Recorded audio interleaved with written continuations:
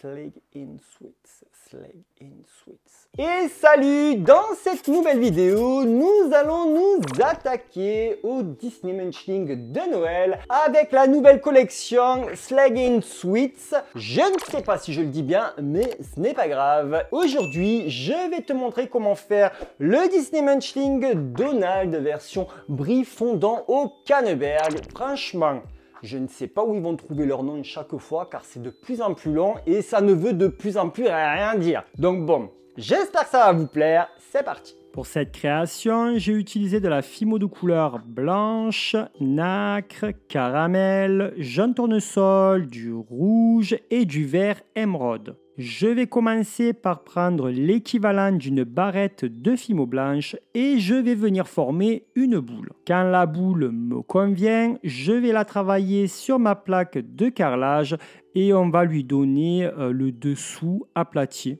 Donc on fait en sorte que le dessous soit aplati, qu'elle tienne toute seule. Je travaille les côtés pour casser le côté très rond et aussi pour relever la forme de la création, car quand on aplatit quelque chose, eh ben, ça a tendance à s'écraser et nous on ne veut pas qu'il y ait l'effet écrasé. Il faut vraiment travailler délicatement cette partie comme sur chacune des autres créations.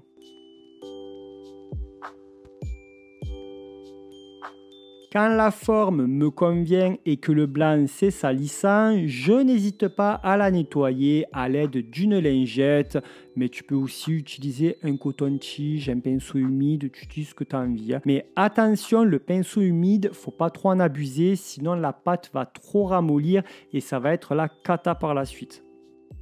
Quand ça me convient et que la création est bien propre, je la fais pré-cuire pendant 10 minutes à 130 degrés. Comme ça, on va éviter de la ressalir et de renettoyer, ainsi de suite. Et aussi, on va éviter d'abîmer la forme de la création et d'éviter toutes sortes d'incidents. Maintenant, je vais utiliser une boule de fimo de couleur nacre et je vais faire une boule que je vais aplatir. Il faut que l'épaisseur soit très fine. Et je vais la travailler pour y découper un rectangle.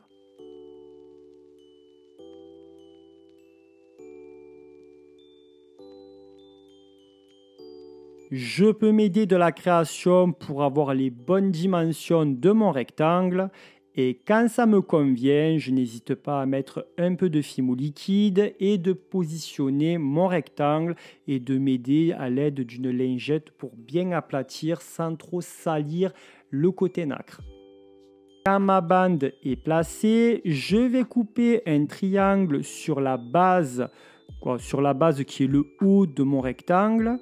Et je vais faire un trait à l'aide du dos de ma lame parce que la peluche c'est comme ça qu'elle est. Donc du coup je refais exactement les mêmes coupures et ainsi de suite.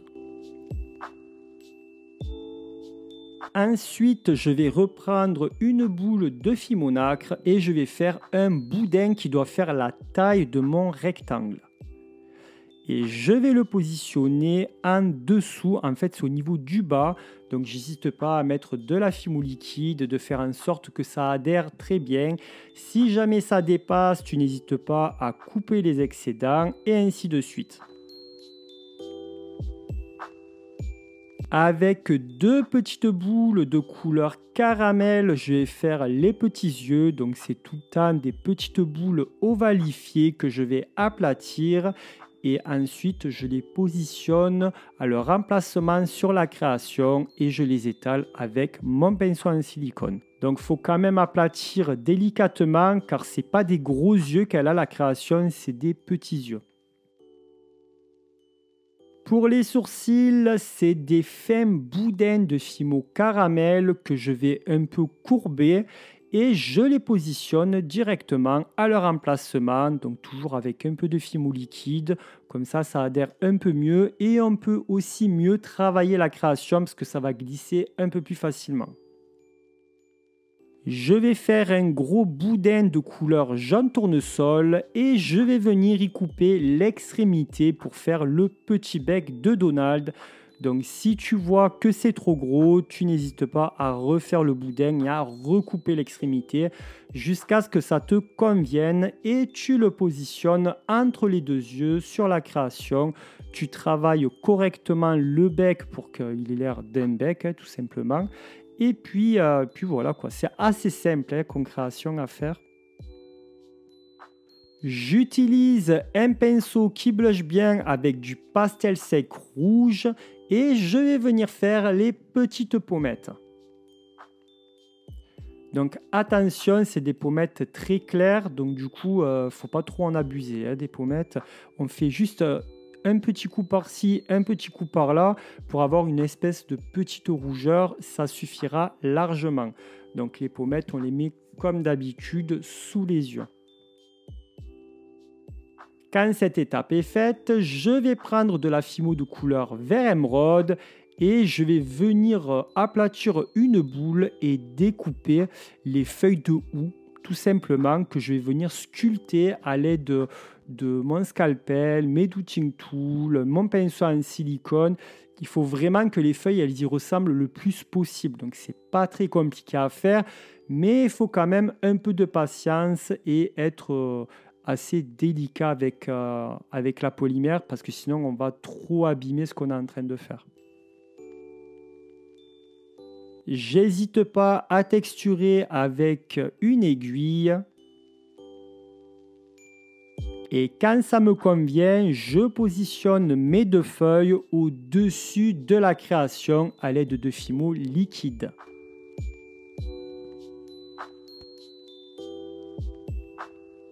Ensuite, je vais faire 3 boules de couleur rouge. Alors là, c'est le rouge Noël. Le rouge, celui-là qu'on utilise à Noël, c'est pas le rouge qui est un peu plus clair. Et je vais venir les positionner à leur emplacement à côté des feuilles de houx. Donc du coup, les boules, on les positionne en forme de triangle. Il y en a 2 en bas et une au-dessus. Et je mets de la Fimo liquide pour pas que ça s'abîme et pour pas que dans le futur, ça se casse. Pour l'étape suivante, j'ai utilisé de la Fimo de couleur nacre et je vais faire 3 boudins de même épaisseur mais de taille différente.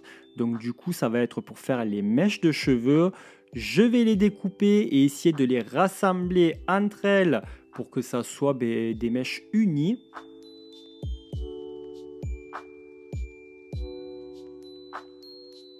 Et quand ça me convient, je vais les positionner directement sur la création et je vais essayer de souder le tout avec tous mes accessoires, que ce soit pinceau en silicone, scalpel, aiguille. Tu utilises tout ce que tu peux pour bien que ça adhère et bien sûr pour bien que ça tienne, on utilise de la Fimo liquide.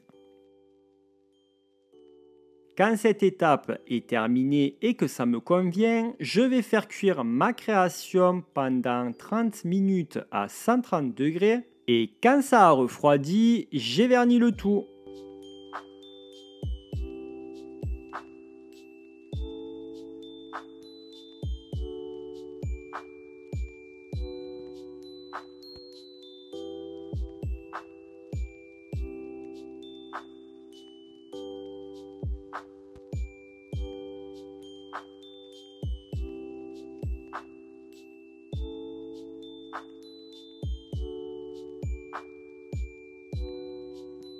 Merci d'avoir regardé cette vidéo jusqu'à la fin. En tout cas, moi, je me suis éclaté à faire cette création. Comme vous avez pu le remarquer ou pas, il y a des passages de vidéo où la création est déjà vernie quand je rajoutais les petits cheveux.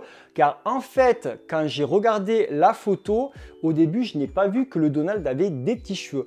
Et il s'est avéré qu'une fois que j'ai eu terminé et verni la création, je me suis rendu compte qu'il y avait des cheveux mais qui se voyaient pas du tout au niveau de l'image car c'est la même couleur que la création. Et quand j'ai zoomé un peu plus, je me dis ah mais mince, il y a des cheveux. Et j'avais vu des vidéos de la peluche aussi. Du coup, je me dis bon, allez, on va racheter les cheveux. Au moins, il sera beaucoup plus beau. Et c'est vrai qu'avec ces petites mèches de cheveux, il est magnifique. En tout cas, c'est un munchling qui est très rapide, très facile à faire. J'espère que vous allez le reproduire. En tout cas, dites-moi le dans les commentaires. Si ce n'est pas fait, je vous invite à mettre un pouce en l'air pour me soutenir, à vous abonner si vous êtes tout nouveau en cliquant sur ma petite affiche juste ici. Et vous pouvez regarder d'autres de mes vidéos vidéo en cliquant sur les vignettes juste en bas et je viens de baver. Et puis moi je vous dis à très vite. Ciao ciao.